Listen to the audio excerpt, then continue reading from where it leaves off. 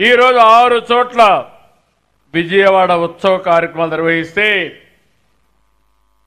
2.5 లక్షల మంది వచ్చారు. Ghantasala Sangeetha Kalasala, Tummalapalli Kalakshetram, municipal stadium, Punnami Ghat, Ibrahimpatnam, Gollapudi expo గ్రౌండ్స్లో కళారూపాలని, ఈవెంట్లని అద్భుతంగా చేశారు. ఇన్ని ఈవెంట్లు ఇంత బాగా చేయడం అనేది అసాధారణం. కానీ ఇక్కడ చూస్తే 280 ఈవెంట్లు జరిగాయి. చరిత్రలో ఎక్కడ కూడా ఇన్ని కార్యక్రమాలు చేయడం ఇదే మొట్టమొదటిసారి. జానపద నృత్యాలు కానీ, బుర్ర కథలు, అరికథలు, తోలుబొమ్మలాట్లు ఇవన్నీ బాగా ఆకట్టుకున్నాయి.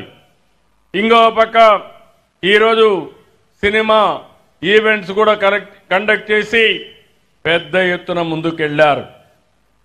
ఇది కాకుండా హెలీ రైడింగ్ ఏర్పాటు చేశారు. ఇందులో కూడా ఒక 2,000 మంది పాల్గొన్నారు. అన్నిటికీ అనూహ్య స్పందన వచ్చింది. ఇక్కడ నేను చూశాను, 700 స్టాల్స్తో నిర్వహించిన అతి పెద్ద ఎక్స్పో ఇది. విద్య, రియల్ ఎస్టేట్, ఆటోమొబైల్, వ్యవసాయం వంటి రంగాల్లో స్టాల్స్ అన్ని ఏర్పాటు చేశారు. ఇంకో పక్క ఇప్పుడే నేను చూశాను, రోబోటిక్ కిచెన్ లాంచ్ చేశారు. అది చూస్తే అనిపించింది, ప్రపంచంలో మొట్టమొదటిసారిగా రోబోటిక్ కిచెన్ ఆర్టిఫిషియల్ ఇంటెలిజెన్స్ పెట్టి ఆటోమేటిక్ గా చేశారంటే అది విజయవాడలో ఉండే పారిశ్రామికవేత్తల యొక్క సామర్థ్యం అని మరొకసారి మీకు తెలియజేస్తున్నా. మీరు గుర్తుపెట్టుకోవాలి, మీకు తెలివితేటలున్నాయి. కృష్ణా జిల్లాలో విజయవాడ నీళ్లలోనే, ఈ గాలిలోనే ఆ ప్రభావం ఉంది. ఓసారి సద్వినియోగం చేసుకోరు మీరు, మీ శక్తి మీకు తెలియదు. అందుకే రాబోయే రోజుల్లో ఇలాంటి వినూత్నమైన కార్యక్రమాలు, ఇప్పుడు ఈరోజు కార్యక్రమాలు చూశాను, నేను చాలా కార్యక్రమాలు చూశాను. ఈరోజు మీరు చేసిన పని, బెస్ట్ పీపుల్ని ఐడెంటిఫై చేశారు, ఏజెన్సీల్ని వాళ్ళకందరికీ అప్పచెప్పారు. ఆర్గనైజర్స్ బాగా పనిచేశారు.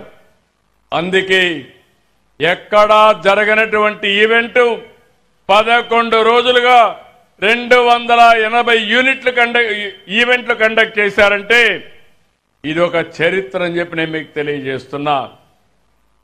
ఈరోజు నేను కూర్చొని కాస్త కల్చరల్ ప్రోగ్రామ్ చూశాను. వండర్ఫుల్గా డాక్యుమెంటేషన్ కానీ ప్రజెంటేషన్ చేశారు. ఇప్పుడే మేము సాంస్కృతిక కవాతుకి వెళ్ళాం. అక్కడ మీరు చూస్తే పెద్ద ఎత్తున 3,000 మంది కళాకారులు పార్టిసిపేట్ చేశారు. మన ప్రాంతంలో ఉండేవాళ్ళు, వేరే ప్రాంతం నుంచి వచ్చిన వాళ్ళు బెస్ట్ ఈవెంట్ క్రియేట్ చేసి గిన్నీస్ వరల్డ్ రికార్డు కూడా ఇప్పుడే మనకు సర్టిఫికెట్ ఇచ్చారంటే ఇది ఒక చరిత్ర అని చెప్పి కూడా నేను మీకు తెలియజేస్తున్నా. ఇలాంటివన్నీ చూసినప్పుడు 1000 మందికి పైన డప్పు కళాకారులు వచ్చారు. వీరనాట్యం, పులివేషాలు, గరిడి, గరగలు, కోలాటం, కర్రసామం, యుద్ధ కళలు, దింస, కొమ్ముకోయ వంటి కళలను ప్రదర్శించారు. సన్నాయి, శంఖానాదాలతో బ్రహ్మాండమైనటువంటి శోభను తీసుకొచ్చారు. భజన బృందాలు, తప్పెట గుళ్ళు, పగటి వేషాలు, బుట్ట బొమ్మలు, బేతాళ సెంట్లు, కాళిక వేషాలు, కాంతార వేషధారణతో బ్రహ్మాండంగా ఆకట్టుకునే పరిస్థితికి వచ్చారు.